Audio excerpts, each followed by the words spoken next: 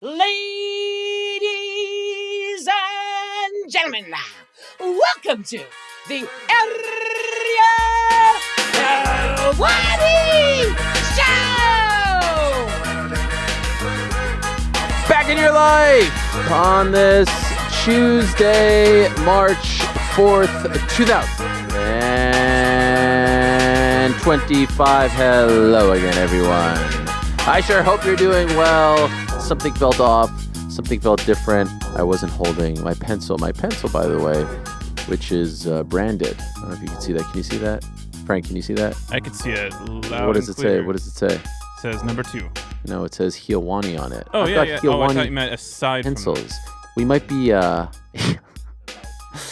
we might be selling these soon. On arielhelwani.com, your official merch store for all things Helwani. Yeah, there it is. Thumbs up to the chat. Thumbs up to the chat. We got a lot to get to on today's program. It's a busy day in New York City. At 3 o'clock, there's a press conference happening in Times Square at the world famous, I think, Palladium.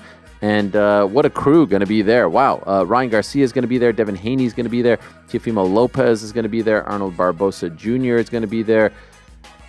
Oh boy, Rolly Romero is going to be there. Jose Ramirez is going to be there, and a whole other cast of characters. So after today's program, I'm headed over to the press conference to do a special on-location edition of the Ariel Helwani program, which you can watch live at 4:30 on the DAZN Boxing channel. There's been already some comings and goings with these characters in New York City. We'll talk about those back into the program. But just minutes ago in London, we told you yesterday about this press conference between KSI and Dylan Dennis ahead of their March 29th fight on DAZN pay-per-view. Look at what happened during the face-off. Take a look at this in case you've been living under a rock. I mean, not really. I mean, it just happened literally 25 minutes ago. Do we have the footage? Yes, and let's play it. Sound up. Like, insinuating this sort of paperwork, making him bite his tongue. You know what I mean? It's like...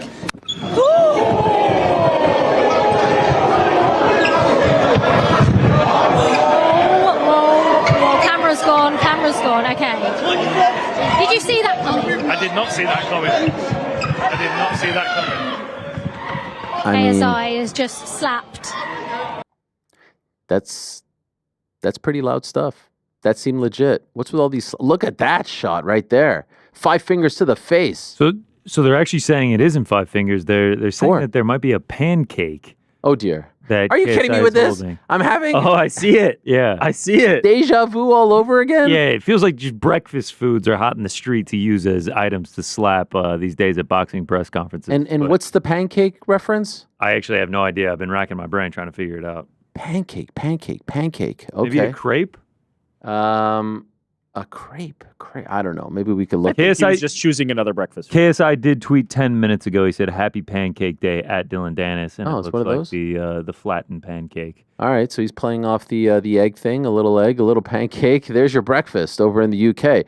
Love it. Next up, tea, perhaps? No, probably not. That wouldn't be good. Anyway, we could react to all of that. Madness, I tell you, in the world of combat sports. Back end of the show, our old friend Marundi. Yes, Marc Raimondi himself, author now, going to join us to talk about John Cena, maybe 313, and what is life like as an NFL beat writer. Yes, he's gone from a combat sports beat writer to an Atlanta Falcons beat writer for ESPN. What is that like for him? Okay, we'll get into that. Prior to that, we'll be joined by friend of the program, Oban Elliott, the Welsh gangster, has been in the news as of late. Always great to check in with him. He has some thoughts as well on this weekend's festivities, plus the John Cena heel turn. But before we get to all of that, let us say hello to mixed martial arts royalty. She is one of the most decorated, if not the most decorated champion in UFC women's MMA history. Most wins in UFC women's flyweight division history with 10. Most KO victories in UFC women's flyweight division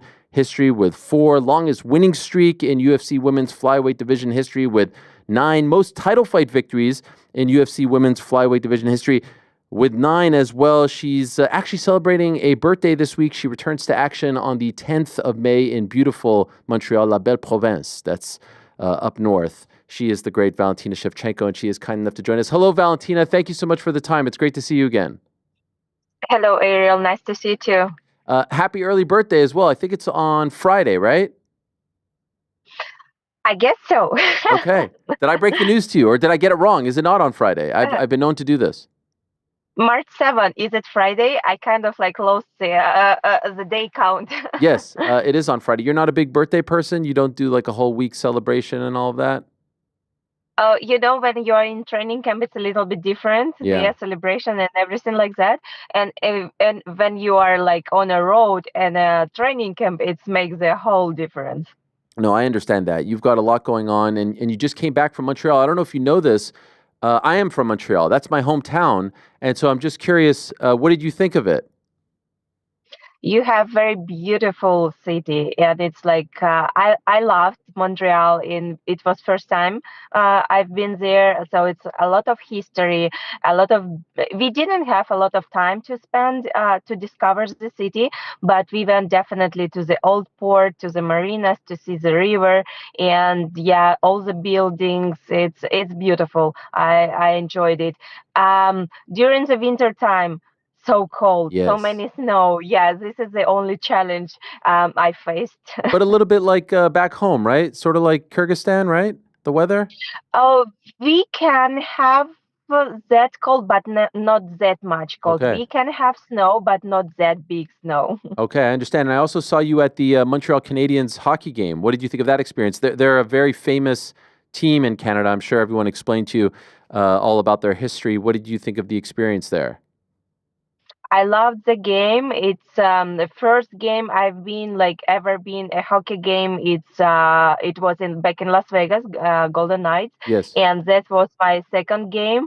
And I really enjoy the atmosphere. I really enjoy the fan reaction. And yeah, definitely, it's hockey. It's very strong game. It's very strong sport. Where more like fighting involved.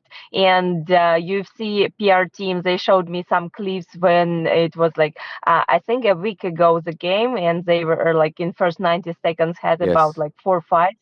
So yeah, it's definitely they have to have knowledge of MMA too. Yes, that was Canada US. That was a great scene, just like a week prior. You are right.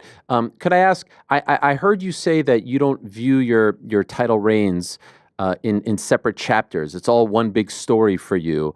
But I'm just wondering, since recapturing the belt in September when you beat Alexa Grasso, this time around, now that you are, holding the title, you probably always thought of yourself as champion. You always viewed yourself as a champion.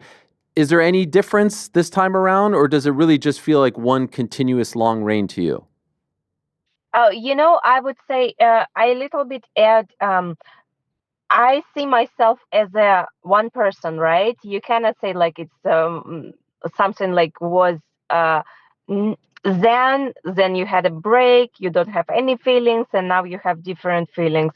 No, it's all the same, all the preparation. But it's you, it's your story, what you was creating. It's your preparation, it's your trainings, and definitely it's kind of like I had this. I had this stop on my way that kind of like also brought me much power into myself. It's brought me so much knowledge. It's brought me so much good things, and that's why I consider this like second reign as a like um, I don't know. It's very hard to say, but I consider it like continuous and me being the best version of myself, like even the best version what I was back like few years ago. Do you have a different kind of appreciation for being the champion? It's no not I'm not that kind of person who's like not appreciating things, because when I become a UFC champion, it was not just occasionally and I had like 6 fights or something like that, and then suddenly boom, you're champion. No, let's not forget that I came to the championship, UFC championship, being 17 times Muay Thai champion. I had so much martial arts story like before gaining UFC belt. That's why for me, I really know how to appreciate things. I'm not the person who doesn't know the cost of something. And so yeah, it's not the different appreciation of the belt, but it's different how you see yourself from inside you. Okay. No, I understand that and I appreciate that. You know, it's interesting. The last time we saw you in action, Valentina, was September 14th. That was the third fight against Alexa Grasso at the Sphere Noche UFC. And it seemed like, and to a degree, I understand the sort of urgency on Manon Fiorot's part, but it seemed like immediately afterwards she was, you know, aggressively trying to get you to accept the fight. In November, she was tweeting, you know, stop making people wait. Most champions don't turn around and fight 2 months later. And this led to this back and forth here, where in November she's saying, stop making people wait. Let's do it soon enough so I can send you to retirement and move on. And my impression was that you got a little bit annoyed from this. And I can understand why, if I'm being 100% honest. And then you responded to her and we got this response: you lose, you retire, deal, ill-mannered first grader. And then she responded to you with this: deal, I'll take you seriously when you've signed the contract, quote, damn teacher's pet. And so is that an accurate assessment of how you were feeling at the time? Because you had just fought less than 2 months prior. You know,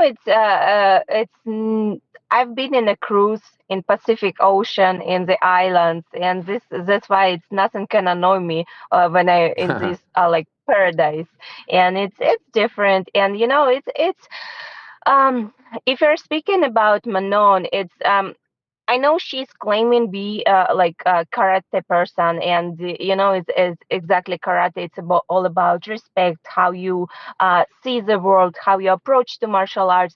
But being like throwing these kind of like dirty tweets, and if she's really thinking it's gonna provoke to for the action someone, I think it's mistaken. It's not like I mentioned before, she's claiming to be karate person about all the respect but acting like a savat person. And it's kind of like it's funny, it's silly.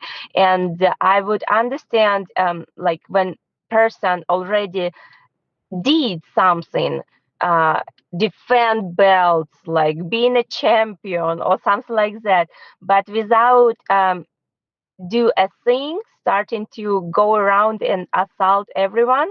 It's not how this things works. Yeah, maybe she wanted some attention, or maybe someone gives this advice to her, like some bright mind decided to come up with this strategy. But I don't think that is the smart thing.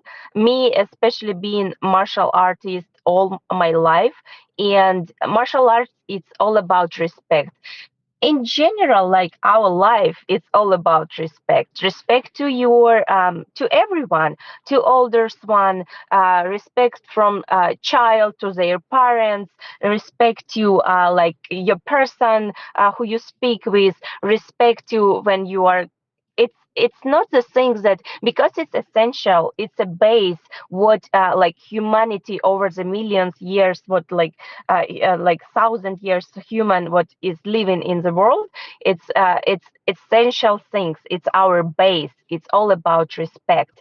And how, for example, you can build your family or something like that if child don't respect their parents, if some younger people come to the older people and start to speak from the same position. So what is that all about that? And it's like in general, it's like this perspective, respect is the most important. And this is what about martial arts, what is teaching of all athletes. But I think it's like in general, right? Like especially karate being martial arts with a huge story, it's teaching of these things. But I guess it's like it's teaching everyone except Manon, except their gym. Do you think that's really coming from her, or do you think it's someone on her team? Because as you know, she doesn't speak English. So do you think Oh, she's... this is, yeah. Yeah, this is was my guess that she doesn't speak any English, and even though you kind of like with a translator have to see what she meant to say.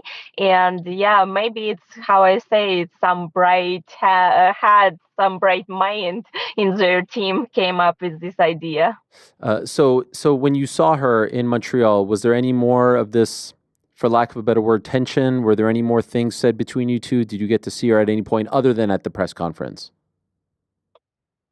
No, our interaction, it's a press conference, and I wish that we would have translator, because when media asked her some questions, she responded in French, and we didn't have anyone who could translate to English. So it's basically, I don't know what she was saying during that time. But yeah, was only the interaction what we had. Okay. Was there any talk after the Grasso fight about you fighting anyone else? And I bring this up, of course, because Zhang Weili fought in February, and it seemed like Dana White was very interested in the idea. He usually doesn't say these things in the press conference, but in the post-fight press conference, he seemed very interested in the idea of you two fighting each other. And then a couple weeks later, we found out you're fighting Manon Fiorot. Was there any talk prior to that announcement of you not fighting her, fighting Zhang, or even fighting someone else not named Manon Fiorot in your next fight? Oh no, yeah, it actually was some talk about like fighting Manon, like even before it was happened with Weili after her victory. And yeah, it's kind of like, in my perspective, I knew that I gonna defend my belt against Manon. And when Weili called me out, and yeah, I thought it might be slight change, but when UFC reached out with the final agreement for the fight, yeah, it was the same what we had idea for, like, before all this happened. But yeah, I think Weili, she's a great fighter, and she showed that she can be successful for many years. She shows so many good fights, and I just like want to congratulate her on her recent victory. Were you impressed with her performance against Tatiana? Oh, I every time very like to watch her fights. And Tatiana, she's amazing fighter. She has this story that not many people can actually move forward and can come back and do what they love, martial arts, sport, and everything. That's why I have huge respect for Tatiana. And fight is fight. It's like both fighters go there to win the fight, and they do everything. And yeah, it's just like the fact that who was like in that night better fighter. I think I speak for all MMA fans. We would love to see this fight. It's such an interesting fight. It's the best at 125 against the best at 115. If all goes well, not looking past Manon, but if all goes well for you in May, are you interested in that fight next? I think it would be an amazing fight. I think it would be something that fans would love to see, and definitely me being the person, like I focus on my target, and my next target it's Manon. That's why for me it's still a little bit like further to think about, and I don't let many thoughts come in my mind and like start to disfocus me from the preparation what I will have for the next 2 months for Montreal card. And that's why I'm really thinking only in one direction right now. But since the fight is over, yeah, my switch is gonna work just perfectly. Just curious, has anyone said to you, if all goes well in May, this is what we want down the line? Like, we're going to save Zhang for, you or the winner of this fight. Has that been said to you or your team?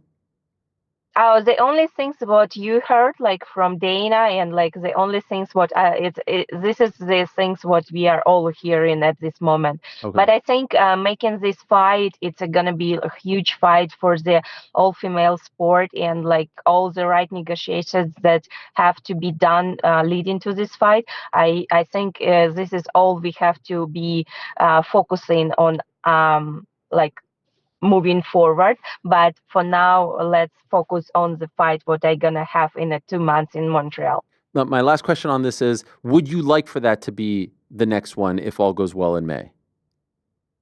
Why not? Why not? Who else? Yes. Okay. I'm happy you say this because it's such an amazing fight. And I even heard Demetrius Johnson suggest that maybe this would be your retirement fight. Is this a crazy statement? Because it doesn't seem like you're slowing down anytime soon. I feel that this thing about retirement, it's going a little bit crazy around the martial arts community.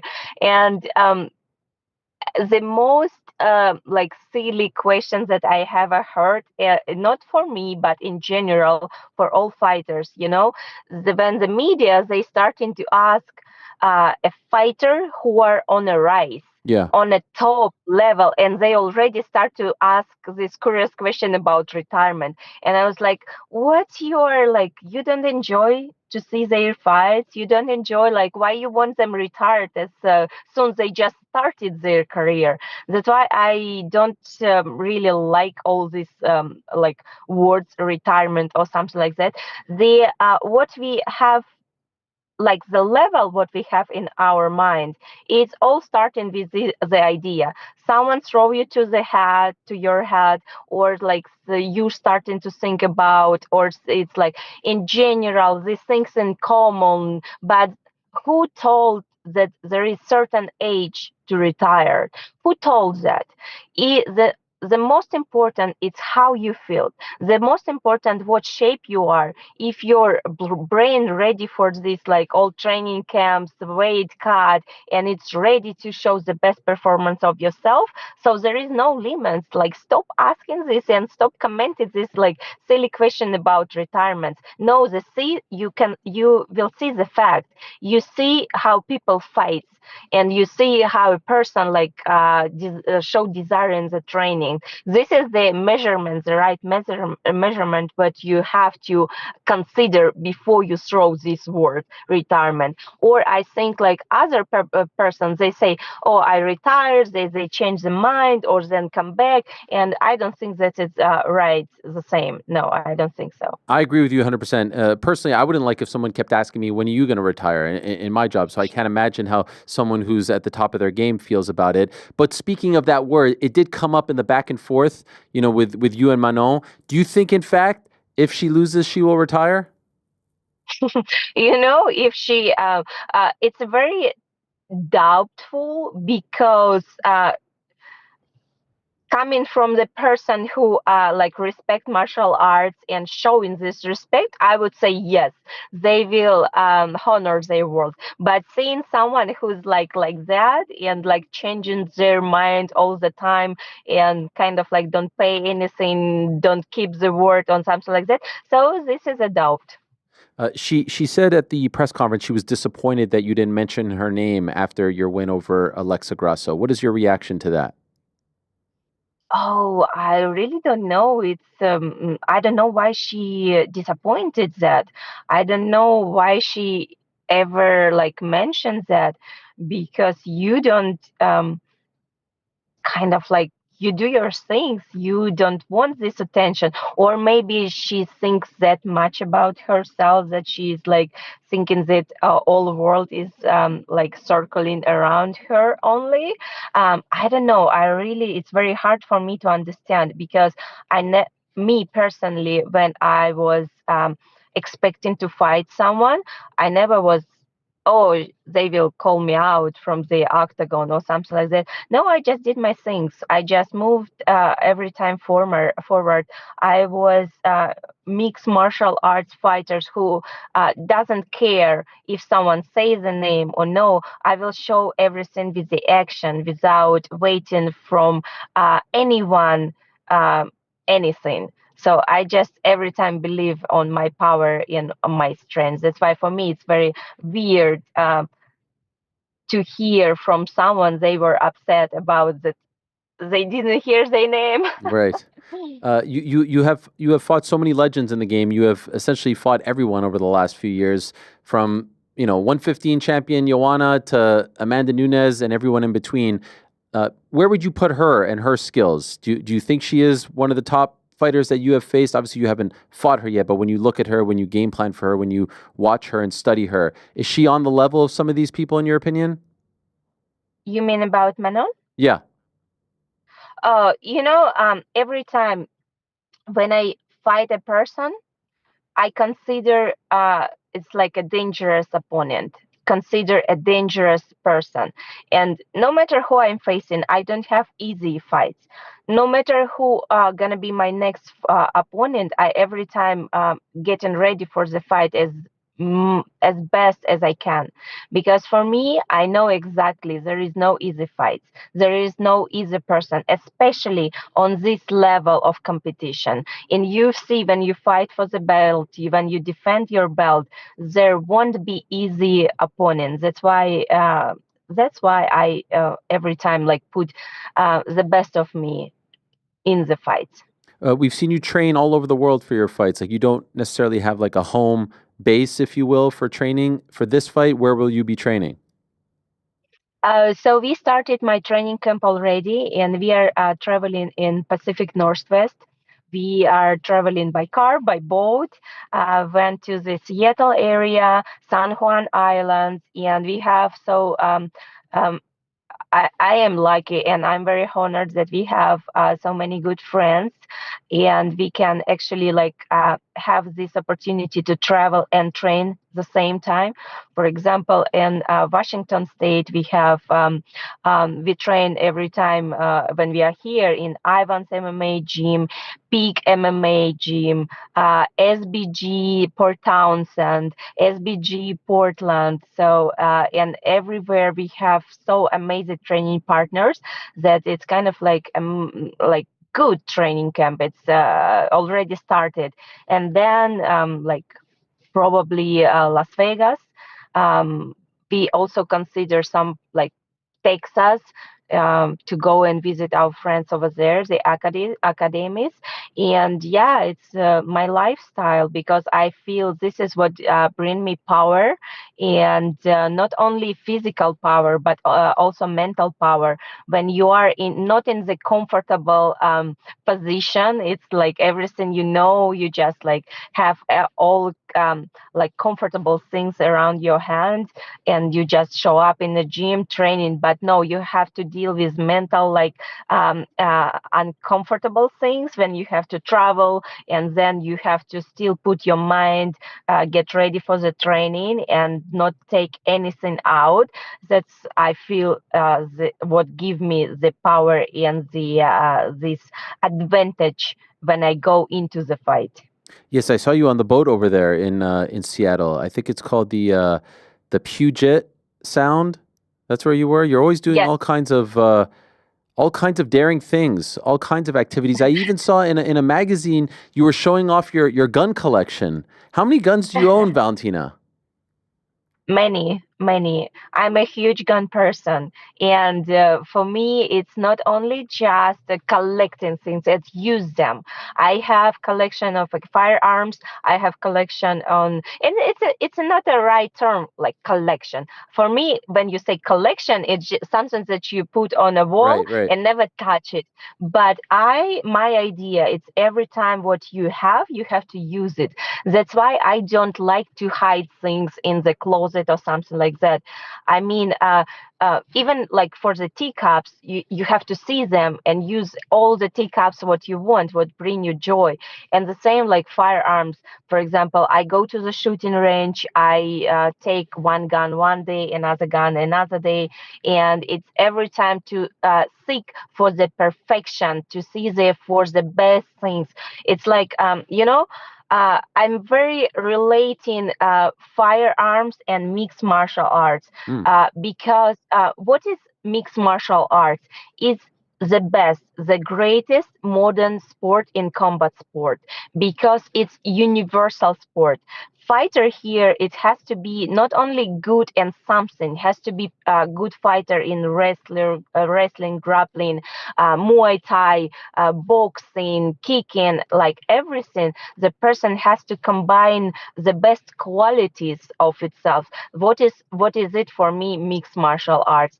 And the same, for example, in a gun, in the like shooting sport, it's like you're looking something very reliable that it's gonna work all the time, and comfortable to use, easy to use, and it's so much relating things between two that I feel when I'm in the range and I do my like tactical shooting exercise, I understand and I feel that it's also helping me into my martial arts trainings because it's all the same, all the one. Which is your favorite gun? Do you have a favorite one, like your go-to? I shoot a lot with, I have like all collection of Glocks, Glock 19, 17, 21, 42. I very like to shoot with 6 hour piece 360. I like to shoot Smith& Wesson, the recent one, Bodyguard. It's Oh. like for concealed carry. I love this gun because it's very small. It's it just fit in your pocket. You can have it like with you all the time, and it's like just so accurate when you shoot it. It's just very precise, and it fit like 12 rounds. So for this size, it's just amazing. So I have older guns like I have revolver Nagant, and it's for I have Mosin rifle from 1935 year. And actually, when I competed in 6 hour hunting games, and it was like competitions that for the several days in Wyoming, where we had to go with the backpacks all loaded to the mountains elevation, and I get ready for this competition with my Mosin rifle from 1935, and it's like the history from 1935 to a modern cross rifle, where you have like your binacles like via Bluetooth connecting to the rifle, and kind of like setting the range and the right like precision what you have to shoot. It's unbelievable how like in the short time of years, how the industry and the human power of mind could have all this development, and it's not only in the gun industry; it's everywhere. You see how like mighty person who can like do that things and develop and go with the progress, and this is what I like the most and appreciate. We know you as one of the greatest MMA fighters of all time. You may be a greater gun shooter than you are MMA fighter, which speaks to just how prolific you are. Can I ask you one last question before I let you go? There has to be a direct answer. Who is the number one female fighter in the world right now? Is it you or Zhang Weili? This is a big debate right now. We have the debate on the men's side, but also on the women's side. In your opinion, what's the right answer? Who is the number one? There is no one answer because, for example, UFC pound per pound ranking, they have me as the best female fighter pound per pound. Your website has Weili as the best pound per pound fighter. So there is no right answer. But like all of us, we do our thing.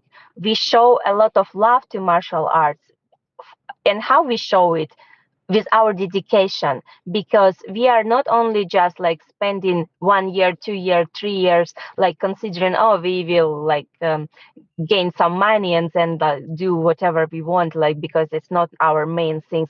No, we show this love through our dedication, that we are here through the years, because martial arts, mixed martial arts, it's our life, our philosophy, our everything what we are doing. And I will not put any name like just like throwing because someone wants to hear it from me. I respect everyone who showing this dedication, and definitely I think that it should be more than just one person, because so many fighters who do martial arts, it's just not fair just to throw one name on the top and forget about all other names. Okay, that is fair. That is fair. By the way, thank you for checking out the website. I don't vote on the rankings, just for the record. I follow you. Okay, all right, fair enough. I didn't have to check it. Well, thank you. Thank you for following, and thank you for coming on. It's always great to have you. And I hope after the fight in Montreal, you have some poutine.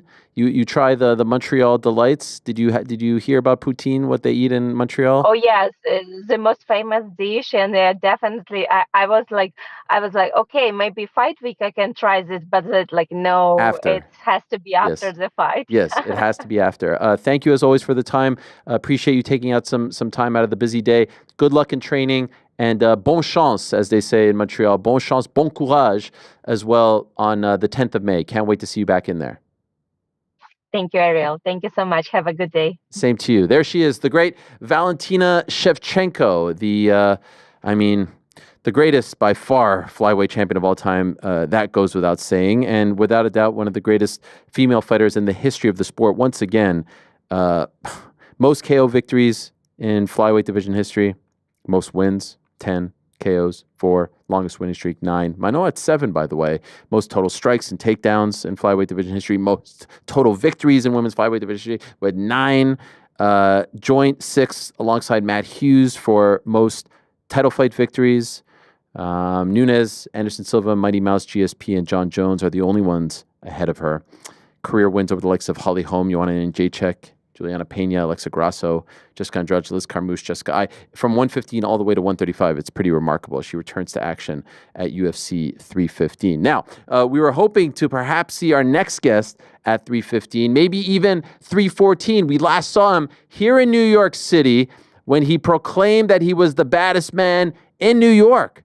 And since then, we've been waiting with bated breath for his return. It has been 3 long months, and as of right this second, we don't know when we will catch a glimpse of the Welsh gangster, at least in the cage. And so I thought it would be good to have him back on the program, our old friend, Oban Elliott, to talk about what the heck is going on and a whole host of other things. And I do believe, my good friend, Oban Elliott, that this is the first time you actually join us from Wales. I was going through it. The first time was in Anaheim. The second time was post-Anaheim.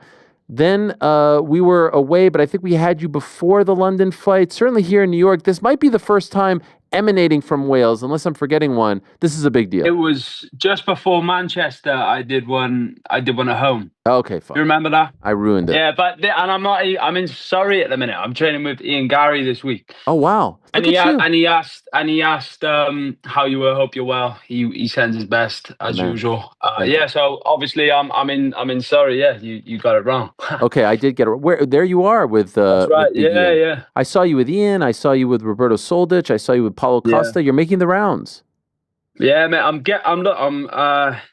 I'm not like I can't skim over the camp with Soldic at UFD gym. What an amazing camp they put together for him.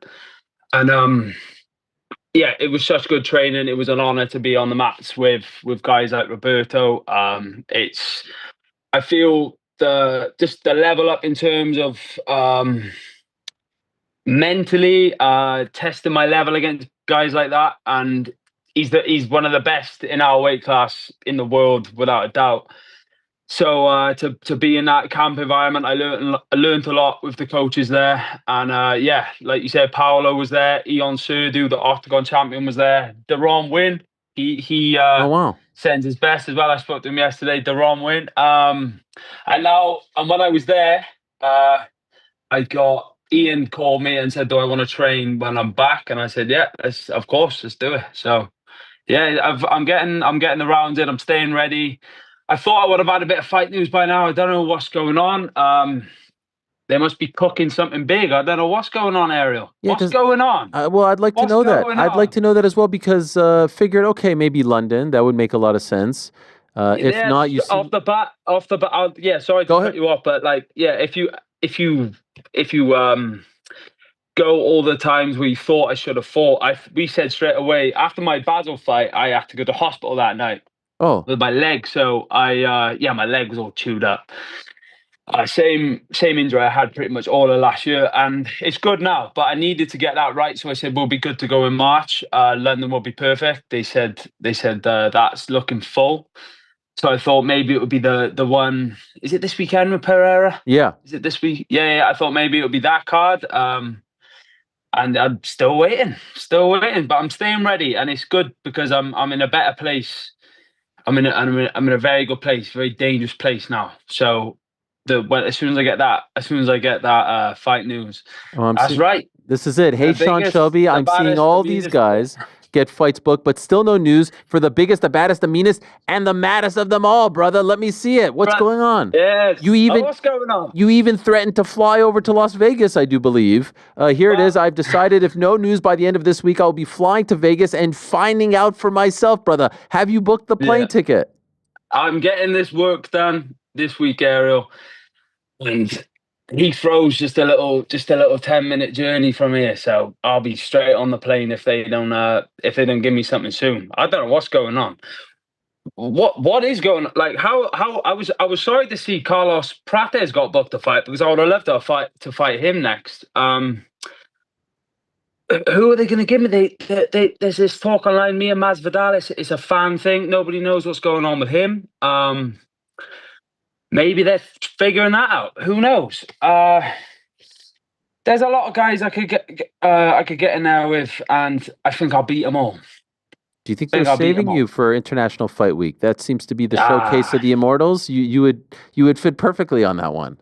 If they are doing that, then just let me know. You know what I mean? But I was thinking that earlier. Actually, maybe that would make sense. But yeah, we're just nagging them basically. When is the fight? When is the fight? But I'm not just sitting around. I'm working with the best guys in the world. I'm improving, and I'm finally injury free. Finally, and now I can just this next fight now is just whenever that is. If it's a couple of weeks, if it's a couple of months, I'll be so ready, and I can really get into that top 15 now, no problem. Was the Masvidal thing a real thing? Well, no. Did you not see Chael? He went on Twitter and said, just out of nowhere, he didn't text me or anything. He just said, I nominate Masvidal to whip. No, I nominate Oban Elliott to whip Masvidal's ass in my place. So. Okay, so Chael created. You got to go where the boss said. That would be tremendous. He's not on the Miami card either, so maybe they are saving. Yeah. But then, is he coming back? Surely you're in the know. I heard there was some talk of Miami, and now he's not on the Miami card, and so his return is a little bit up in the air. Yeah, well, who cares? Who cares really? Yeah, Masvidal, he's on the skid. Is he coming back? Who knows? But like Chael created that, so and I'm all for that. That would be great. I mean, who else can you really get in there with in this position? Why not give it to? The stories there with Chael. Why not give it to a guy on the up? Who knows? Like Aldo just got booked with who's the guy's name? Ayman Zahabi. Is it a guy on the up and coming, right? I mean, he's been in the game for a long time. He's Faraz's younger brother, Faraz Zahabi, right? Head coach of TriStar, and he's a Montreal boy. He's really like the only local product on that card. So I see. He had to be. And so are you bummed you're not on the London card? It's so close to Wales. Was that the one that you were hoping for? Yeah, but I'm not. It just wasn't meant to be, So whatever. I'm not like upset about it. It would have been good, but then I don't know if it's like just a pay-per-view thing now. I don't know if that was just a coincidence before. Miami would have been good. That is full, I'm sure now. So maybe Montreal. That's my hometown. I mean, it would be a great honor for you to fight in my hometown. Like I said, I'll do that for you, Ariel. I'll do that for you. I'll make Montreal great again. And I can. I'm just open to all options. There's guys ahead of me. I want the top 15, Ariel. I want to get in the top 15 this year, no problem. I feel like I can do this, no problem. Well, no problem. There was once a time where Rob Van Dam was Mr. Monday Night. You're Mr. Pay-Per-View, so we need to save you for the pay-per-views. If it was up to you, book the scenario, book the matchup for us. Who are you fighting in your next fight? If it was up to you, if you had the pencil, as they say. Well, there's two, I guess. I think Masvidal International Fight Week. Come on, that would be out of this world. But I think someone like Luque. He's just done that. He's just at the bottom of the top 15. I think someone like Luque would be good. Maybe Luque, because Prates is booked. Yeah. I kind of wanted that one. I wanted that one because that's like somebody who's everybody is kind of scared of in the sense, and we joined the UFC at the same time, so it would make sense to get us in there together, I think. So, but he's booked, so. But they offered me Jake Matthews in Australia, but I was injured. But we told him there's no problem with the matchup there, but can't do that time frame. I can't fight injured anymore. There's no way. So.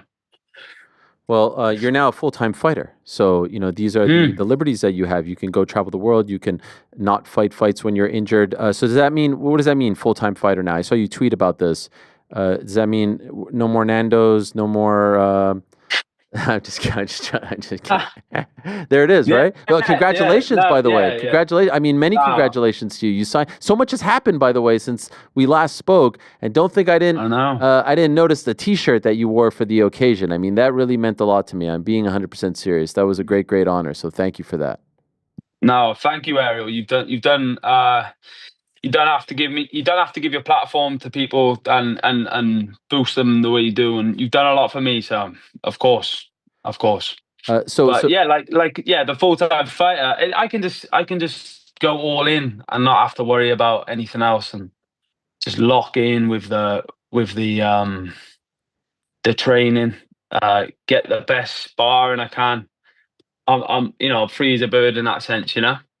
Happy with the new deal? Oh yeah, of course. Yeah, okay. I want to be a lifer, as they say. Yeah. In the UFC. So yeah, the future's secure for now. Congratulations as well. Brown belt now. I saw that. Yeah. And I also happened to see that you won some kind of award, and you noted in the caption the most prestigious award ceremony on the planet. We took that here very personally. We took that as a subtle shot, but I said, there's no way that's a shot at us. You would never do that. So no, of course not. Yeah. No. Okay. No, they're aligned, of course. I like speaking of shots, I like the way Valentina just done you for the rankings on your website there. I was creasing a lot. Yeah. She's class. She's an absolute legend. Oban, there's a lot to talk to you about. I wanted to ask you about the world of professional wrestling. That's how this all kind of kicked off. And I was told that you logged on to the Zoom and your name is in fact the final boss. Is it still the final boss? I can't remember when I did that, but yeah, the final boss. I loving the work of the final boss. But before we get into all Punk that, isn't loving the work of the final boss. Did you see him tear the house down last night? I saw the promo. But before we get into all of that, I do have to ask, because there's a lot of congratulations that are in order with the new contract and the brown belt and the awards and everything that's coming your way. I think you moved into a new house. You told us you were getting set to do that the last time we spoke. Yeah. But I was perusing, Oban. I was perusing the internet, the rags, as they say. And is there a new love interest in the? I mean, I'm seeing you now in the celebrity. Are we allowed to talk? I just saw your name there, and I was like, that's my boy. Fair play to Oban, but I'm not. What's going on? Can you talk about this? Is this taboo? What is this? Ariel, no, you bastard. It was there. It was in the papers. I saw it. Yeah. Next. Okay. Well, fair play. Fair play. I've never seen you say no comment. Next question. I've never seen this. Yeah, no, that's just oh, for fuck's sake. That's just the rags. Motherfucker. Never trust a Canadian, as they say. Is this a Helwani turn on you? Did I just? Nah, you just flipped on me there, Ariel. You just flipped on me. No. Okay. No, some bullshit. Okay. All right. Next question. Yeah. All right. Wow. Okay, things got awkward. Let's talk about wrestling. Nah, it's not awkward. Okay, not awkward. Yeah, okay. Wrestling. Of course. Oh, the wrestling. My God, can you believe? Can you believe we've got John Cena as a bad guy now? I can't believe it. It's unbelievable. So there you are tweeting about it, reacting. John Cena sold his soul to the final boss. What a scene this Saturday in Toronto, equating it to the NWO. My take on it is great, but it pales in comparison to what Hulk Hogan did in 1996. That was seismic. Now, I do concede that we have the benefit of knowing how that whole story played out with Hogan and the NWO, and this story is just 48 hours, 72 hours old, but I don't think it is as big as Hulk Hogan. Am I right or am I wrong? I don't know. I don't know. I think it could be on a level of, I really do, because you got John Cena. He's been a good guy for, like, an in your face good guy for 20 years, and you've got Hogan, and that was what, 10 years after the Hulkamania run. Is that Something right? Something like that. Maybe yeah.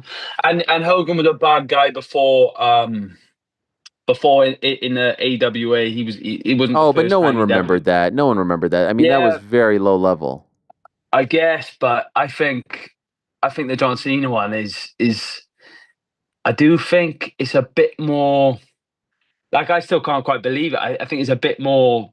I think there's a bit more to the John Cena one. He joined with The Rock. Like, come on. It was I think great. The John Cena one's bigger.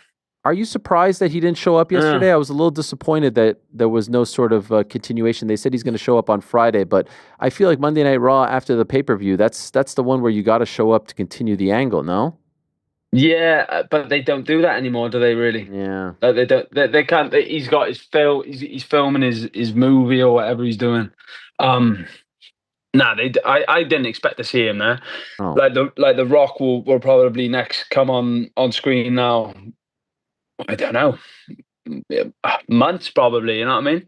Oh, you're such a company guy defending all the creative for TKO. Well, no, he 100% should have been there. John Cena should have been there. Don't get me wrong, but like I think Punk did I think Punk blew whatever. Like, I don't know, maybe the delay of John and The Rock coming back on the screen makes it a little bit bigger. Like they're not going to top anything they just did.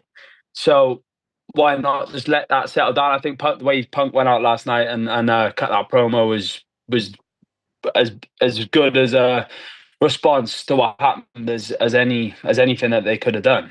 Yes, it was vintage. I think so, anyway. Yes, it was vintage Punk, I would say. Who do you want to see Punk? It seems like it's going to be him versus Seth, right? Are you happy with this? Yeah, I would have liked to see him in a big. I think they might, as they say, pivot. They might get him in a. They might get him in the main event. I don't know, maybe next year. But I would like to see Punk, selfishly, I guess, as a friend, get in the main event. But yeah, probably Seth. That's the way to go. Probably with Seth, and that's box office. The whole thing they're doing there is amazing. And I'm actually going to be at the. And I think this might have something to do with me not being on London, because I'm going to be at SmackDown the week after London. Oh. To do what? Yeah, you'll find out. What? Helwani. Wow. You'll find out, Helwani. I'll flip on you too, brother. Wait, you're working an angle?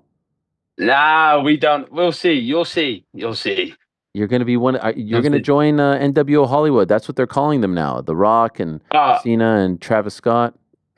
Yeah, that's what. Yeah, I like everybody giving the Travis Scott like. Why was he there? I kind of liked it. I don't know why. Why did you like it? It's like a Denise because he's like Denise Rodman. Yeah, Dennis, Same Denise, thing, no? tomato. What do you call him? Dennis? Denise? Dennis. I thought it was Denise. Why? I swear in the WCW they say Dennis. Denise is a woman's name. I don't know. I don't know. I thought he had. Whatever. Close enough. Okay, close enough. Rodzilla, as they used to call him. Rodzilla. Yeah. I've got a T-shirt. Oh, my friend gave me a T-shirt of that. Yeah, I got a T-shirt, Rodzilla. But yeah, I like the whole thing they're doing there. Oh my God, if I could get involved. But then I'd never leave Punk's side, and if Punk's against the NWO Hollywood, then so am I. I love it. Did you hear that Travis may have busted Cody Rhodes' eardrum? Yeah, I just saw that. Yeah, but it was a slap. It was a severe slap. Yeah. on it. Yeah. I know. But you'll get a receipt for that, I'm sure. Yeah, that's why you can't bring these. You can't bring these celebs into the squared circle, the hallowed ground. They have to know how to work the match. They can't be so stiff. Yeah. Potato shots. Yeah. He did slap, but it looked good on the TV. But then if he has injured Cody, that's bad. They'll have to rethink what they're doing there. Sure. Are you a big Cena guy? That's the thing. I was as a kid, but then you get to a little bit like, oh my God, partial loyalty and respect, and it was the kids. Like, that's what I mean. That's why I think it was bigger, because it was like, it's a bigger. I don't know, how do you say it? It was harder to see coming. He was this guy all for the kids and the Make-A-Wish and all that, and they just filed a trademark for Break-A-Wish. Did you see that? Yeah, I don't know if that's real or not. I think that might be a fake tweet. I see. But yeah, I just think, Cena, super goody two shoes and all that. But yeah, not for me. I love the NWO. I love like CM Punk, the way like just kind of like the anti kind of Hero. what's the Anti-hero. Bad is guy. that what it is? Yeah, okay, yeah, the bad. I mean, Chael Yeah, but Sonnen. not so much. Yeah, of course. Yeah, it makes sense. It does make sense. Yeah. I was thinking that the act was getting very stale. You know, the same Yeah, looks. we've seen her. Yeah, It's yeah, enough already. yeah. We all wanted to The see same thing. The Yes, thing. yes. The thing. Enough already. Enough. Yeah, no, yeah, enough. Yeah, I think they've done it in the best way. I can't believe that shot with when he's hugging him and he looks at him. So good. That's kind of what he did to me there, man. Well, you know what? Can I just be honest? I feel like everything has changed. I feel like everything is. Shut up. I feel like everything is. I'm heartbroken. I feel like teasing you, man. I feel like the mood has changed. I feel like you want to shut really? this. Yeah, I feel like you want to go. I feel like I ruined a good thing. Really? Yeah. You were my Don't be guy. silly, Ariel. Did I stab you in the back? Don't be silly. I was happy for you. Stab me in the back. I was happy. Don't be silly. You didn't stab me in the back. No, there's just some bullshit going around. And I sent that to Pete and I was like, Pete, look at our boy. All grown up, fair play. We were celebrating. Yeah. Let's just move on from that. Okay, sorry. You brought it back up. I know. I should have brought it back up. Sorry. We love you. We love you here. You know that. No, I love you too. Yes, of course. You guys. How would you book the main event now? Does Cena go over? Yeah, he's got to. Really? Yeah, he's got to. What are we gonna do the Cody Rhodes thing again? And nah, he's got to go. He's got to go over. I think. Wow. Cena. Yeah. And what do you do with Roman? Big. Yeah, but he's just kind of gone now. But what? You know what I mean? Like he's kind of become like a Cena. Like where'd you put him? Where'd you put him in? Unless they all join together, maybe that'll be it. But then Roman's just been a bad guy for so long. So I don't know. What you do with Roman. Do you think maybe do you think we get Roman versus Rock? That's the one we've always wanted. I don't think you get it this year though. No, there's not enough build now. What are we in March? Yeah. I don't think maybe next year. But then is the Rock getting a little bit too old? Chael saying he's an old leather boot and all that. I don't know. Wow, jeez, that's not respectful. Yeah, he did say it though, didn't he? Are you going to Mania? Oh, I did.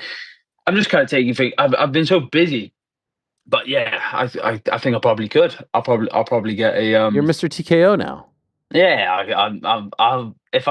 go. Yeah, I mean, it wouldn't be the same without you. That. No, I think Vegas, isn't it? Yeah. Yeah, I could do some training around the same time. Maybe I'm fighting soon, so I can slot in there for the weekend, do some training either side, do a bit more traveling. Yeah, it'd be good. A fellow Welshman back in the UFC, Mason Jones. Yeah, well done. Love that. Yeah, we've never really had much to do with each other. Me and you don't seem thrilled about the news. I thought maybe you'd be a little.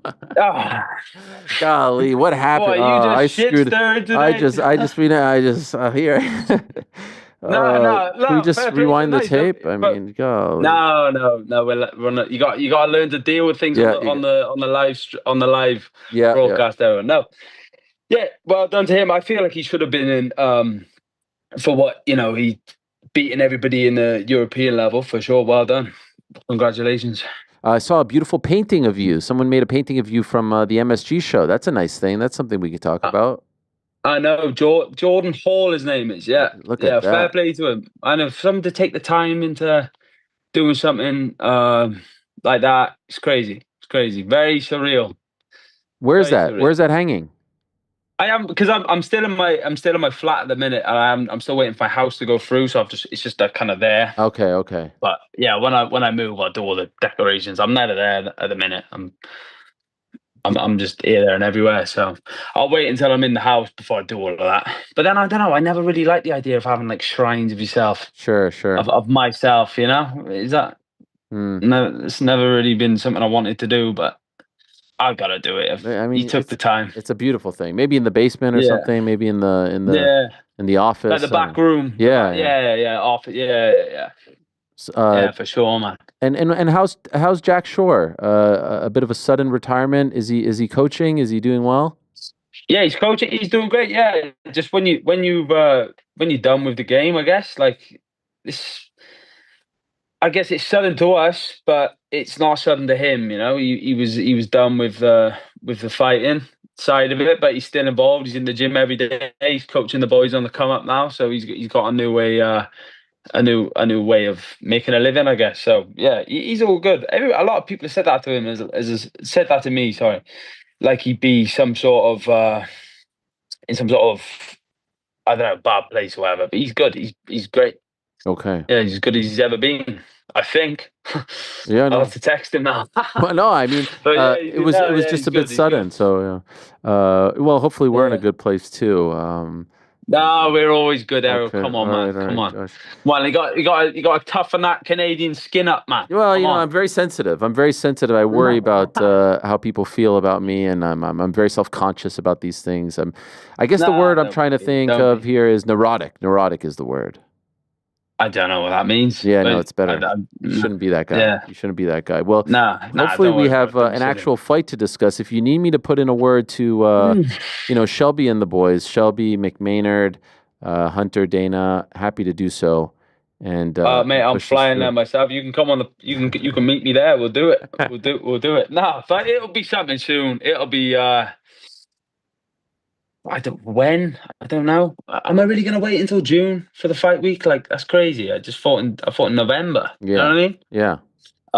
But then if I'm fighting in May, like I would, if it's for the international fight week, that's worth waiting for. It's like 6 weeks after, so of course. But yeah, we'll just wait and see. I'm ready to I'm just ready to keep this going, keep training, keep getting better, keep improving. You get a chance to really improve when you're not just in camp.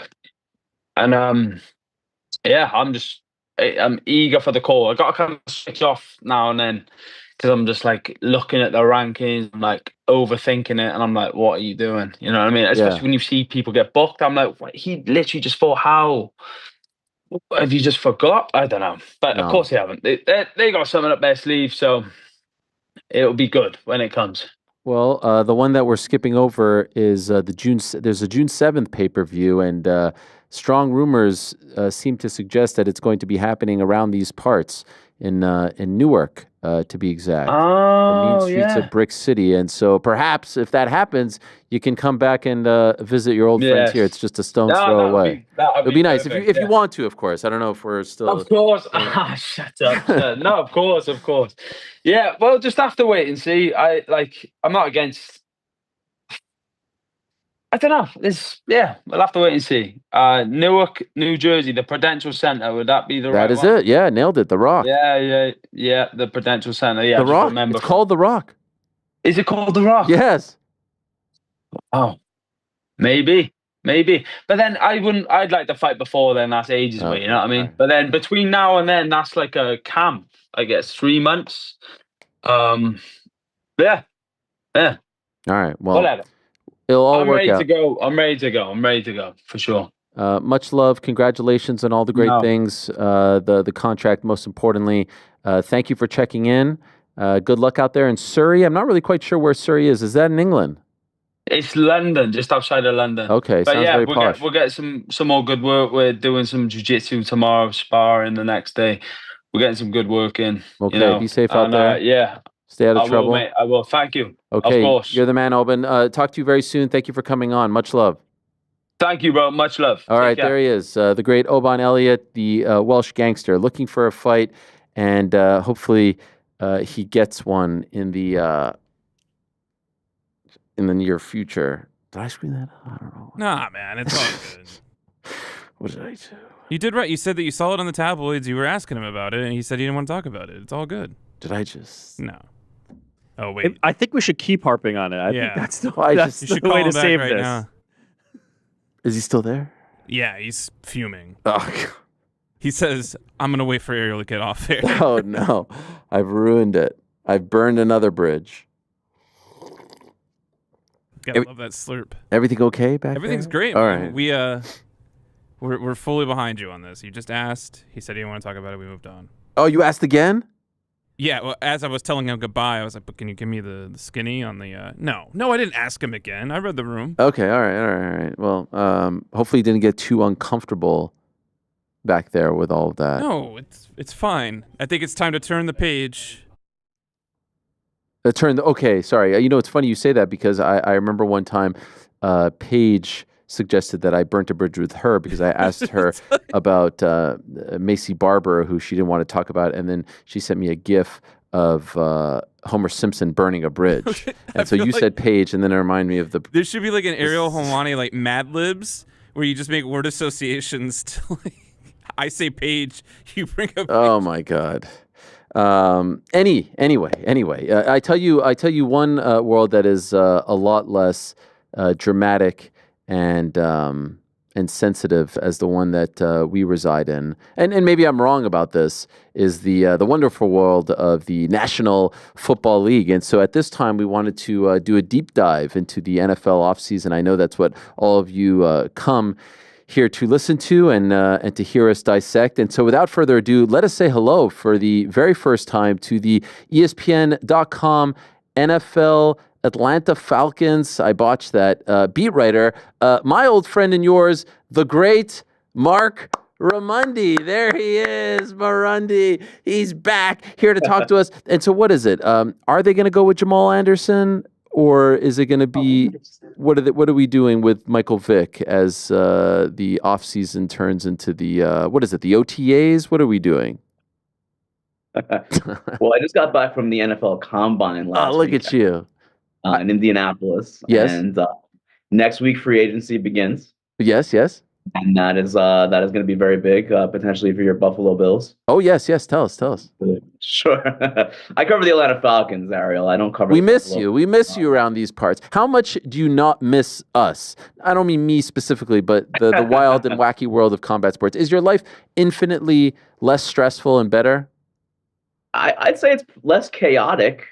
The NFL is much more structured than the world of mixed martial arts, the world of the UFC and boxing. But I miss it from time to time. I pop in once in a while and I check out the fights, and I have it all. It's still on my social media. It's just constantly flooding my social media. I haven't gotten rid of. I don't think I've unfollowed anyone. It's still pretty much the same people that I'm following, and there are definitely times where I see things on social media and I'm like, whoo, thank goodness I don't got to cover that. Thank goodness I'm done with that for now. But shout out to you guys. Shout out to Uncrowned. I'm a big fan of the new product. And I'm a fan of the new show and our pals that work there. Anytime that I can read, I'm just happy to have Ben Folks and Chuck Mindenhall writing about MMA again. That excites me a lot. And shout out Cam Hawkins too. A great wrestling writer for Uncrowned. I'm still very much in tune with everything going on in MMA, if I'm being honest. By the way, what's it like having an off season? I mean, you haven't done any work since what, like early January? 2-month vacation over there? Well, put it this way: it's not as 24/7 as MMA is, and what was for me. It is. There is a little bit of an ebb and flow to the process, to the structure of the NFL. The season is an absolute grind. It's like, if I had to compare it, it's like every week is fight week, and you're just getting up and you're going to practice every single day, pretty much, 4 days out of the week. And then, you're traveling on Saturdays for a Sunday game if they're on the road, which is, half the season. So it is a grind. I can't really compare that to anything else. So I was exhausted during the season.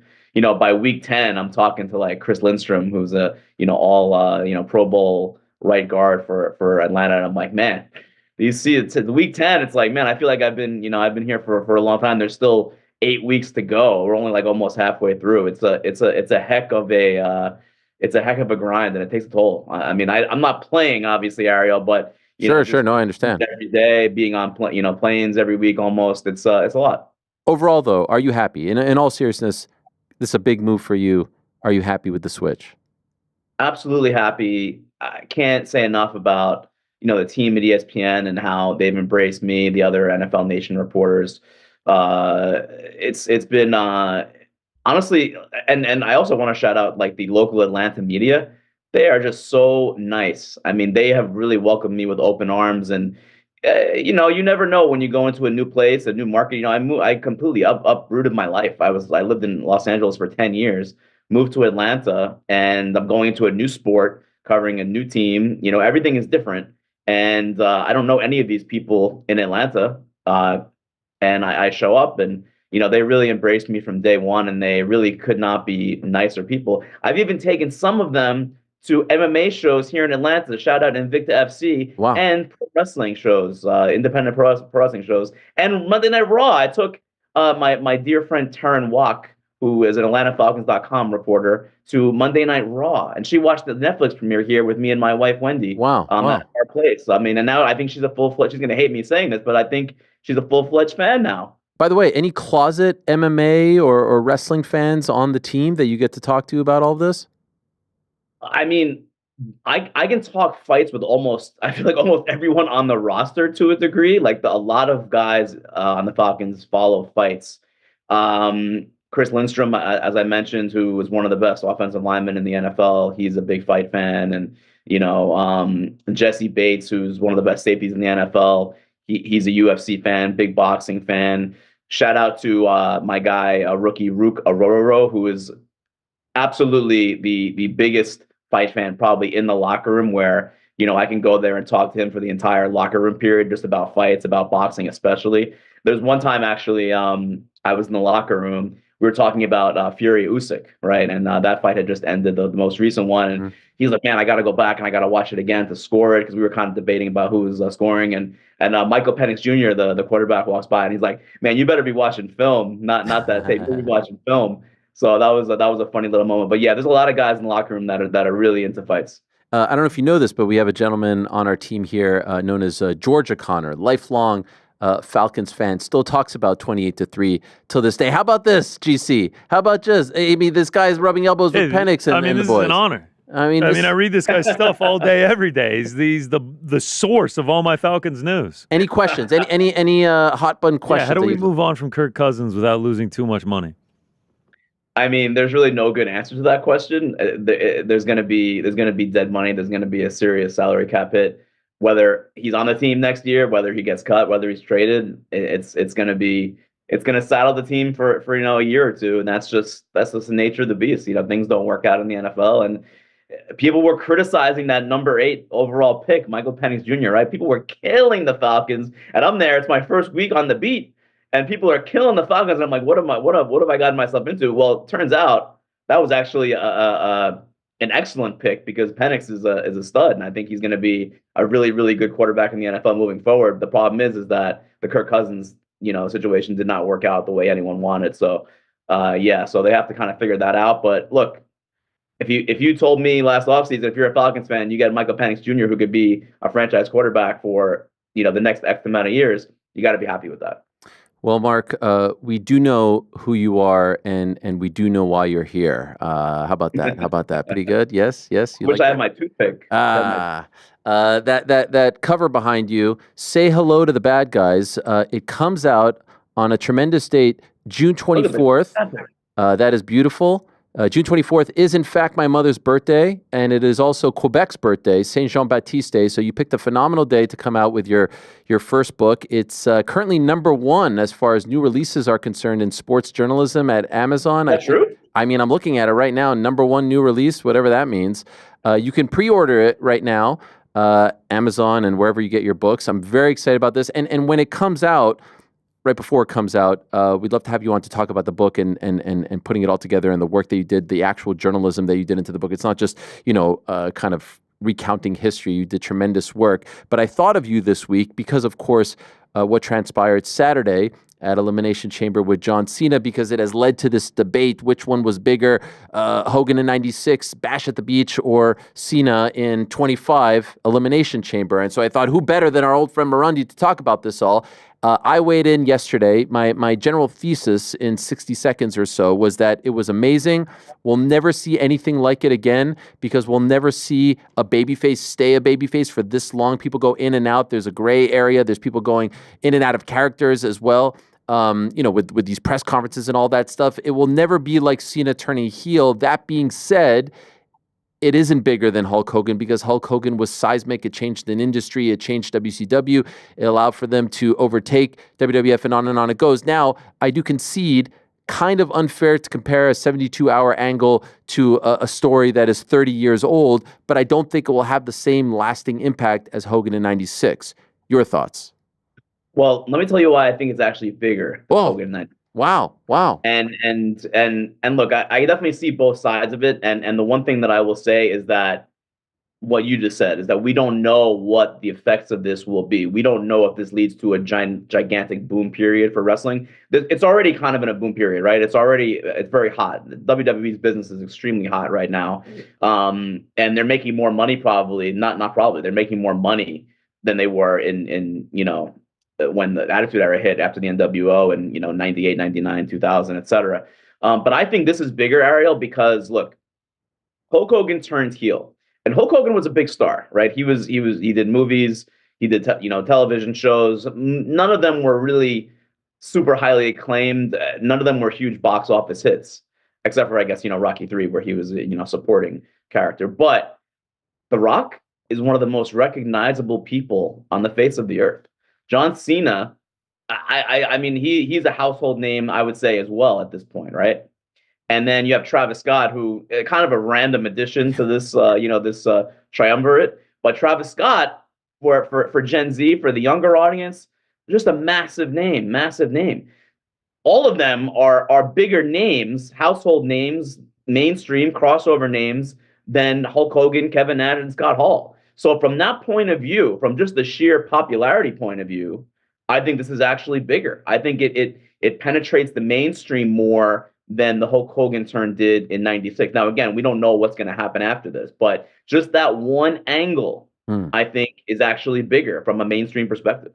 Are you surprised they pulled the trigger finally? Years and years of asking, wondering, debating.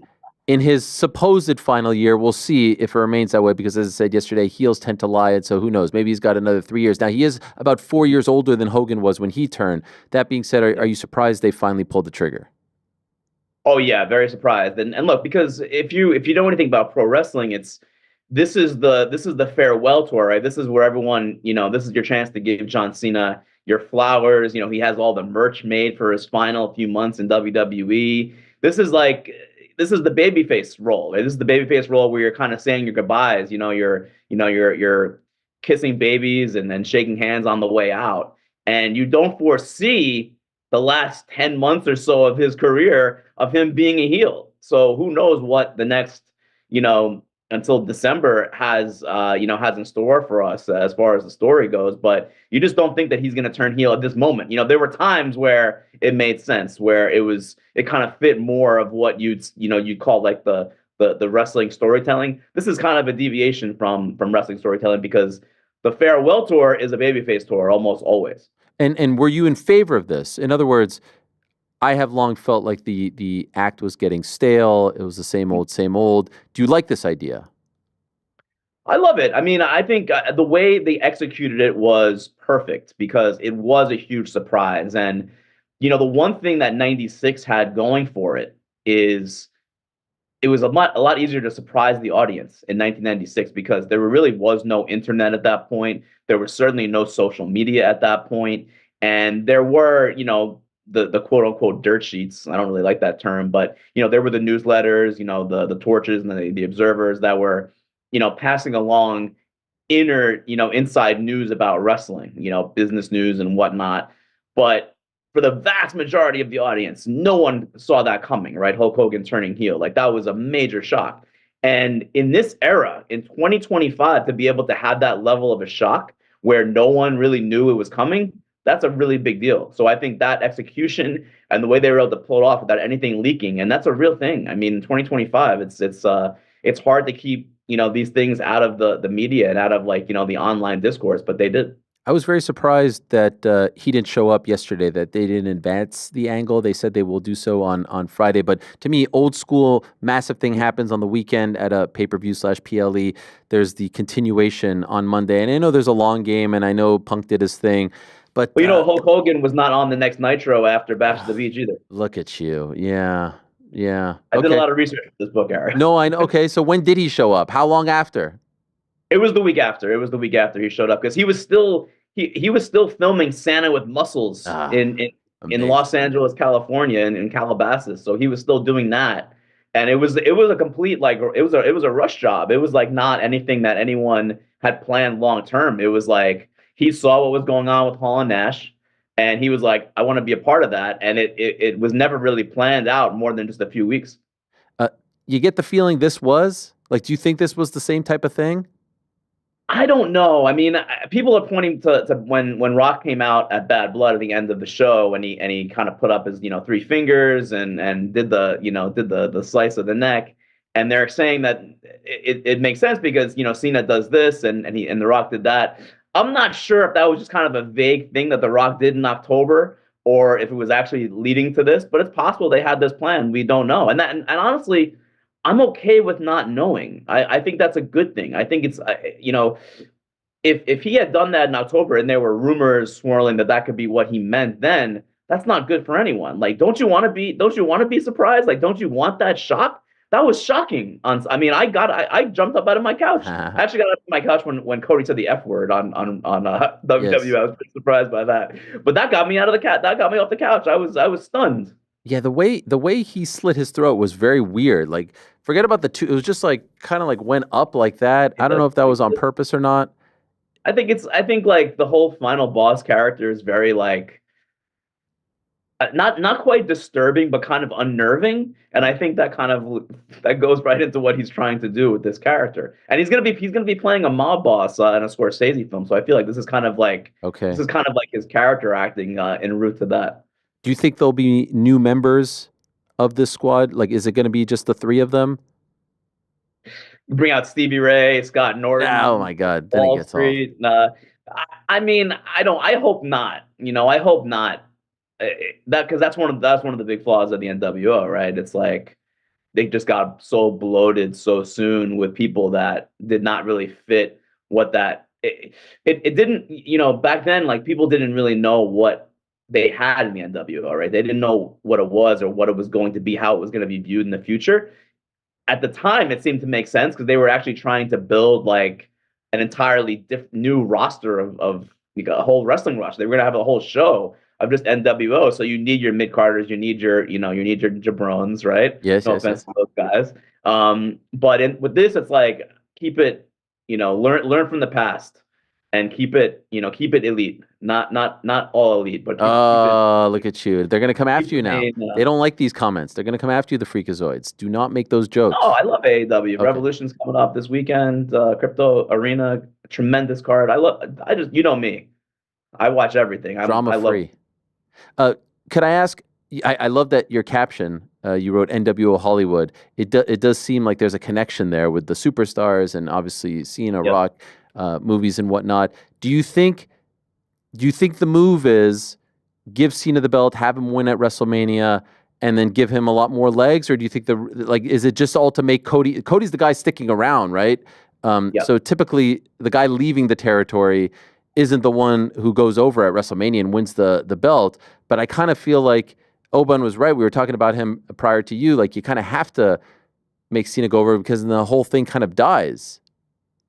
100%. I think that Cena has to win at WrestleMania because look, I mean, Cody has been a very good champion business-wise for nearly a year, right? I mean, and it'll be a year when WrestleMania happens, but the money is always in the chase, in the babyface chase. I mean, what got Cody to this point was that 2-year chase of Roman Reigns, and they can very easily go back to that with Cena. Cena wins at WrestleMania. They do the rematch at SummerSlam. Who knows? Down the road they do the rematch. There's still some unfinished business for Cena, and I think there's some compelling stories to be told, like a heel Cena versus babyface CM Punk, with the title on the line is a big story. There's the babyface Randy Orton and heel Cena. There's a lot of things they could do, but ultimately I think Cody has to win the title back from Cena because that further makes Cody, because Cody is the babyface, leader of this generation, where Roman Reigns is kind of like the heel leader. But maybe, Roman Reigns is still kind of the bigger star, I guess. So he could be thrown into this equation as well. Whatever happens, there's a lot to work with now after this turn, a ton to work with. What do you do with Roman? It's a good question. I mean, it seems like he's heading towards some kind of a match with Seth Rollins, CM Punk, maybe a triple threat at WrestleMania. We're not sure. Although next week maybe he comes back during that cage match at MSG. You're gonna go? You're gonna go to the? Probably not. No, probably not. How are you gonna miss? You're gonna miss the MSG show. Punk, your buddy. I prefer watching. I prefer watching from home. I'm boring. I mean, there's nothing quite like being there, but I understand. But I think maybe he shows up during that cage match and they set something up. I'm not a big fan of triple threat, especially when it's like a grudge. You know, it's like you want to see, like, if it's a grudge match, like you want to see the two guys go at it, right? You don't want this like third. That's very gimmicky to me, but they're in a position, and it's a good position ultimately, where they have too many stars for the amount of available matches at WrestleMania. In years past, that wasn't a problem. They kind of knew who the stars were, and they were there. But now it's like, you have, guys who are, everyone is over. Everyone has compelling stories. Seth Rollins, CM Punk, Cody, Cena, Roman Reigns, Drew McIntyre. I mean, the list goes on and on and on of guys that are right there. Kevin Owens, Sami Zayn, your fellow Canadians. I mean, it's a great problem to have. The booking has been so much better over the last few years than it was. Go back to 2018. It's night and day where all these guys are over. It's not people trying to get over. All that the stories are over. Stories make sense. Details matter. It's the product has advanced so much under Paul Levesque. It's pretty impressive. By the way, what do you make of my statement that we'll never see anything like this again? We'll obviously see people turn heel, babyface, etc. And people brought up Cody. We've seen Cody as a heel, and I know that Cena way back in the day was a heel, and I know Hulk Hogan way in the AWA days was a heel. But for this long to have this type of impact, I don't think the business is constructed this way anymore. What do you think? I think people probably said that about Hulk Hogan until Saturday night. I think that wrestling is a very cyclical business, and I think that there could be one day another John Cena or another Hulk Hogan or someone like that is the white meat babyface for an extended period of time. It's probably not going to be Cody, but who knows? It's hard. It's hard though, because in order to have that big turn like a Hulk Hogan and a John Cena, you have to establish yourself as like the guy in the industry as a babyface for like 2 decades, or at least a decade, right? And that's a freaking hard thing to do, especially like you said in today's day and age. But will it ever happen again? I mean, who knows? I mean, the coolest thing about wrestling for me is that it's just like the longest running episodic, thing in the world. It's like if your favorite show just ran forever, going back to like the 1920s, right? It's like, and all the lore is the same, and it's like we're talking about things, and they can reference things from 20 years ago, from 30 years ago. The NWO was almost 35 years ago now, which is, by the way, insane. We're kind of old, yes, but I mean, you know what I mean? Like it's like you can reference things from several decades ago, and people who were not following doesn't really, it could matter to them, but the people who were watching back then, it's like, this is so incredible because like they're referencing part of us, part of our past, part of the nostalgia. We talked about legacy and what this could turn into. On that cover right there, you see the guys wearing that T-shirt. That T-shirt is a part of the legacy.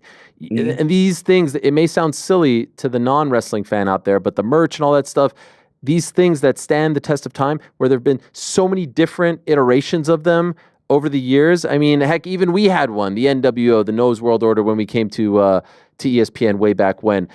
These things matter in terms of how you judge the angle and the storyline and all that stuff. And so they need to have their merch too if they want to be in the conversation. Right now, NWO is the gold standard to me as far, DX is up there as well. I'm curious to see how far they take this. Shirts, of course, right? The Awesome 316 shirts are big, but I'm talking factions, but yes. The NWO shirt though is like has transcended like culture almost. Like, Kevin Durant comes to the Brooklyn Nets and he's wearing like an NWO jacket, with the custom made with like the NWO logo on it. It's like it's transcended, what it means. It's like as soon as someone, as soon as like a group of people come together and like in one place, like from outside, that it gets compared to the NWO. It's like, and that's kind of what this book is about, right? It's about how it's transcended culture, how it's changed America, as the subtitle says, right? Because it did transcend so much. And first of all, the group needs a name, right? What is the name of this new group, if it is a group, right? I saw somewhere, and maybe it's BS. I saw it, I think, on Reddit, but I think WWE trademarked Break-A-Wish. Yeah, but I think that might have been BS. I think that might have been BS. It might have been BS. I don't know. I mean, most things, yes. It's like I can't have I struggle even as a journalist when I see stuff on social media now. It's like I don't know if it's real or fake, if it's AI, if it's like right. That's give us what our appetite, just a little like fun nugget from the book, just something to chew on till we speak really about it in June. A little fun thing. I'm putting you on the spot here. There's so much. I mean, so what this book really is, and you kind of alluded to it a few minutes ago about the non-wrestling fan, and I really want this book to be kind of a tribute to, in some ways, the wrestling fan who went through their lives, whether they watch as kids or if they watch now or if they've been watching all along, and they heard, it's fake, right? It's fake, right? And this book is kind of like, my goal for this book is to kind of explain wrestling to people that maybe didn't watch or felt that way, who kind of put that unfair stigma upon wrestling, because it is so much more than just fake fights, right? It is something that can transcend culture. It is storytelling that is incredibly relatable and also kind of runs parallel to society. I know that I'm not giving you like a little an anecdote, but this works. This works. I think that's really what the people that watch wrestling, it means a lot to them, and it helps kind of shape who they are as people, and that's how it shapes culture. Because how do you shape culture? You shape the people that aren't in the culture, right? You shape the people that are in society, and that's what it did for so many people. I mean, I interviewed people that you could not. I interviewed. I don't know if I told you this. I interviewed Andrew Yang, who ran for president. Wow. About the NWO and about pro wrestling as a whole, and how that helped him as a presidential candidate, and how, not to get too political, how it helped him understand Donald Trump, because Donald Trump has been involved in wrestling since the 80s, hosting WrestleManias. He was involved in an angle, right? WrestleMania. Yep. He shaved Vince McMahon's head. There's that video of him clotheslining Vince McMahon. I mean, he has studied pro wrestling, and you can't tell me that some of what he has done, if not a lot of what he's done in front of crowds, does not come directly from wrestling. It's a wrestling promo. The crowd is chanting, they're bringing signs, they have the red hats, that's like the NWO shirt, right? They have like their branding, yes. Merch. It's like, tell me that's not pro wrestling. So it's like, in order to understand like American society, I feel you need to at least know a little bit about pro wrestling, what it is, the sociological aspects of it, because these men and women get up there multiple times a week, and they go out in front of crowds, and they get this real-time feedback of what works and what does not work. What is compelling and what's not. Who becomes a star and who does not. It's an incredible, like, I feel like every Raw and SmackDown is like a sociological experiment, of like what we as a society are feeling. And then, the fans give their feelings, and then the storyline kind of goes in line with that. And that's kind of like, there's just nothing like that. It's an art form that there's nothing quite like it, because it's like capitalism and an art form at the same time. Because it's all about business, right? But what does the business say? Well, I'm going to pay my ticket because they're doing something that I like, that is worth me paying for, and that says something about who you are as a person and what they're doing. It's like a symbiotic relationship. I tell you what, anytime anyone questions why I'm a pro wrestling fan, I'm gonna clip this off and just show it to them. You can't be looked at as a dumb person if you speak about pro wrestling in this way, the way you just did. So thank you for that. That was great. I mean, it's just true. I mean, it's like I don't think there's any entertainment property that gets like more misunderstood than pro wrestling, right? Like I brought a bunch of new friends that I met here in Atlanta to an independent wrestling show. Okay. In my neighborhood, people that would live in my building, and I actually brought Mike Rothstein, our old pal. Yeah. And there was like 9 of us, and it's like none of them had ever been to wrestling before in their lives. And this independent show was fun. It was Dynamic Wrestling Association in Atlanta, small promotion. AR Fox's school is a great school here in Atlanta. and they put on an incredible show, and everyone came away. No one like liked wrestling, had been there, and they came away like so interested. And then I asked every single person that I came with, which character or which thing that happened in the show compels you the most? And I got a lot of different answers, some of the same answers, but I find that so fascinating because like that's really what wrestling is. It's a live action, it's like live action Shakespeare, with real time feedback. And it's just I think it's just a fascinating study, and it's just a fascinating thing when you look at it on that level, right? And there's probably people watching right now, especially MMA fans, that are like, get the guy off. Like the numbers are probably plummeting. That's fine. Look, you have to approach wrestling in that way. If you go and put on Raw, or you go to your local independent show and you say, okay, well, this is fake fighting. That's not the way to look at it. This is theater. This is an art form that it's a simulated fight, but it's a morality play. It's so much more than just two guys or women fighting in their spandex. And MMA fans can't turn their nose on it anymore. I mean, the freaking UFC is now under the same umbrella. Who would have thought, right? All these years, and they're going into boxing too.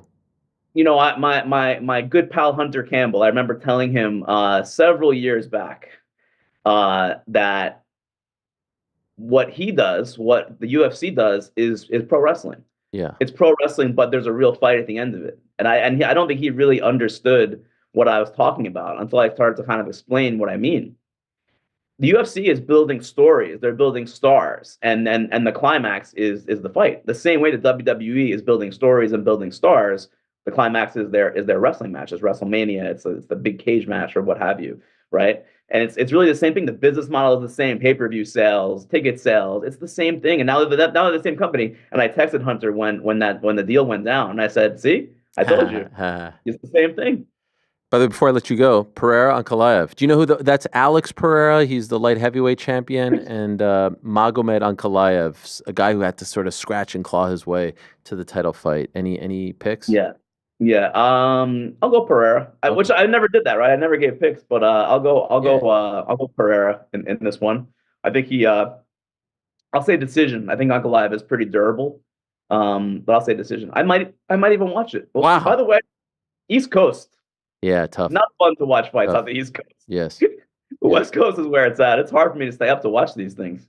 This has been fantastic. It's been nice to talk. It has been too long. We miss you around these parts, and by these parts, I mean the world of combat sports. Can't wait for the book again, June 24th. There it is. You can pre-order it right now. I cannot wait to read this. Wrestling books are my favorite. I have a guilty pleasure when it comes to wrestling books of all kinds, and I think you have, the Bret Hart one behind you over there, and that might be one of my favorites. I read it on my honeymoon many years ago, so I can't wait for that. I interviewed Bret for this book, and just a tremendous guy. I mean, just a class act. I mean, as long as I needed, anything that I needed, there was no question he wouldn't answer. And he still has no idea why he was kind of in the NWO. He doesn't even know if he was in the NWO at one point. He wore the shirt at one point, but he's like, I still have no clue if I was in or not. That's how chaotic things were in 98, 99. My hero. Can't wait to have you back on. We'll have you back on to talk about it all and to really dig deep, perhaps even in studio if you're around these parts. But for now, great to compare and contrast. Keep up the great work. We miss you. We appreciate you, and we'll talk to you soon. Thank you, sir. There he is, the great Marc Raimondi, or as DC used to call him, Marundi back in the day. Oh, how we miss that guy. And I can't wait for the book. I have not read it just yet. I don't have it. Perhaps I'll get one of those advanced copies that media guys get. Maybe I'm cool enough for that. Anymore. Oh well, yeah. Well, no one can hear me these days. Did you guys see the slap earlier today between Dylan Dennis and KSI? Well, actually, it was KSI slapping Dylan Dennis in London. In case you missed it, take a listen and take a look. KSI's head purely by insinuating this some paperwork, making him bite his tongue. You know what I mean? It's like.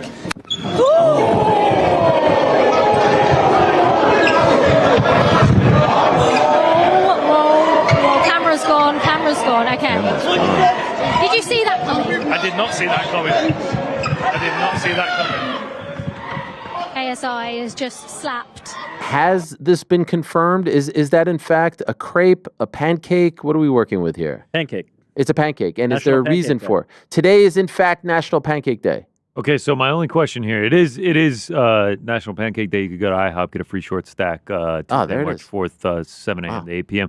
My only question is, did this press conference took place in the UK, yeah? Yeah, is it? International House of Pancakes. But it's National Pancake Day. Yeah, is it national to How would he have known this? England? He tweeted about it. It was in England as well. Someone had But did he tweet about it okay. before the fact, after the fact? That's after the So fact. this is actually International Pancake Day.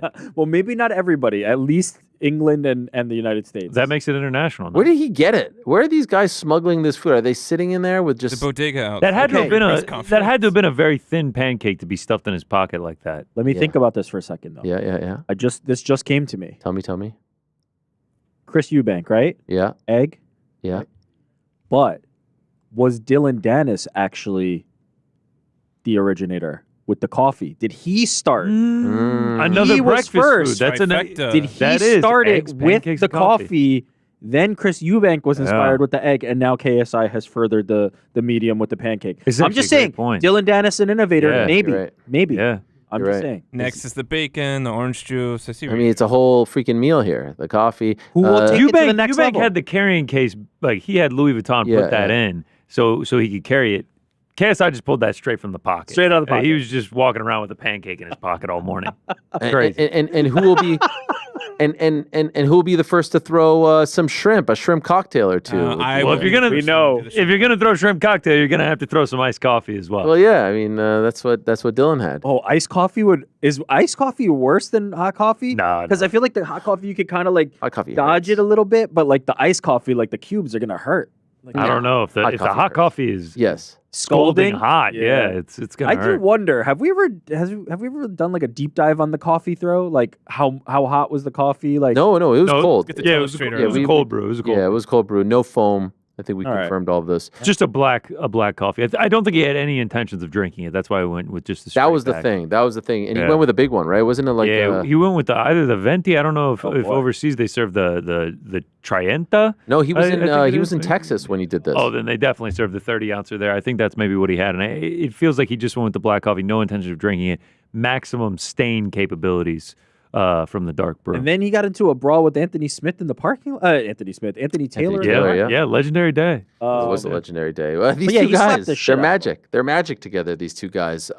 In about 20 minutes' time here in New York City, I don't believe open to the public. I could be wrong, but in boxing, they don't love to do this. We will have these 6 fighters who will be competing in Times Square on the 2nd of May come together. And these are guys with a history. You know, there's obviously Ryan and Devin. Ryan's fighting Rolly. There's a history there. You got all of a sudden Teofimo Lopez. You got Arnold Barbosa there. I mean, they're all sort of in the same weight class, which is great as well. There's no Martin Bacoli fight because he is now out of action after the loss to Joseph Parker. But earlier today, I saw that there was a spicy interaction between Teofimo Lopez and Arnold Barbosa Jr. Take a listen to this.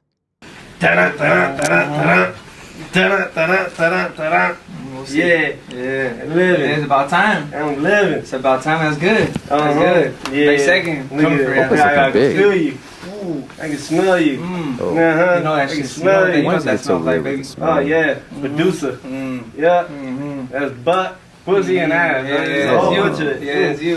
Ooh, I can't. What is he Can't be talking around. All of a sudden, you get energy when the camera Can't get be- on, like a little bitch. Oh. Terry Yeah. Crawford had his hand around you like a little bitch. Hell yeah, the Fuck biggest up. bitch there is. Yeah, baby. you are. Biggest I know bitch. you are. Hell I know yeah. you are. We know it. Damn right. We know it. I I'm love showing it. May 2nd too. I like it. Yeah. Damn right. Uh-huh. Hell yeah.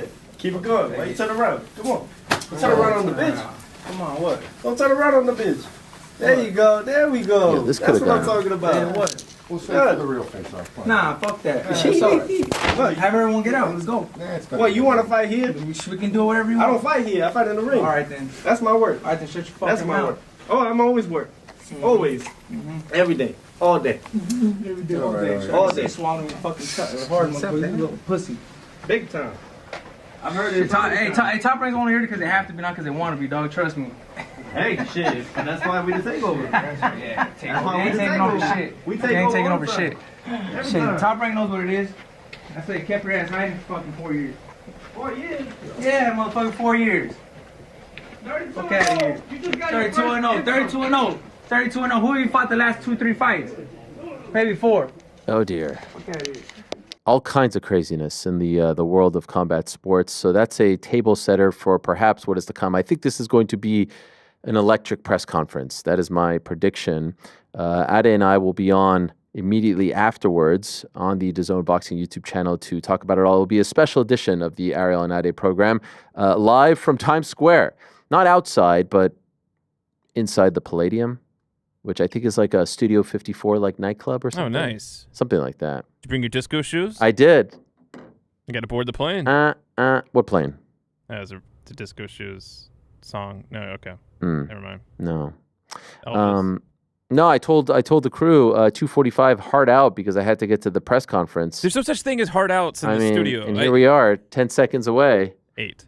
You were very quick with the music yesterday in the midst of Nottingham Forest securing their spot in the quarterfinals of the FA Cup. You were very quick on the draw there, Frank. I didn't like that. I have to say. You loved it. We were there to watch it together. Chrissy Wood. Oh yes, thank you. Focus on improving yourself, not proving yourself. There it is. That's a good one. Who's that? Who said that? It's funny that the camera's out of focus while it's showing you. Wow, that's deep. That, of course, was from the sage, Jalen Brunson. Not to be confused with the supposed sage that Travis Scott was playing around. And yes, today's program is a little shorter. I do have to get up there, but come on. We went 4.5. No, what did we go yesterday? 3.5? 4.5. 4.5. Four and a change. So 4 hours and 11 minutes. No one's counting. The Lord give. Trust me, they're counting. I can guarantee you. Why so short? The Lord giveth, the Lord taketh around these parts. All right, and so we'll make it up to you tomorrow. By the way, tomorrow on the program, Big John Fisher, aka the Bosch Master himself. Bosch. You know this guy, right? This is Johnny Fisher's dad. Yeah, we all know. Of course, Bosch. Chinese order. Yeah. He's just on the Brits doing it. You know what the Brits are? More prestigious than the Oscars, False. the Grammys, No. the American Music Awards, No. the People's Choice Awards, Next you're going to be talking about Nickelodeons. the BAFTAs. Yeah. Well, he was on them. And he levels up because he'll be on our show. Ade is actually going to join us in studio because he's in town tomorrow as well. And other bits and bobs, as they say in the business. On the nose, go to arielhelwani.substack.com. Anyway, back tomorrow. Same time, peace. I'm out of here.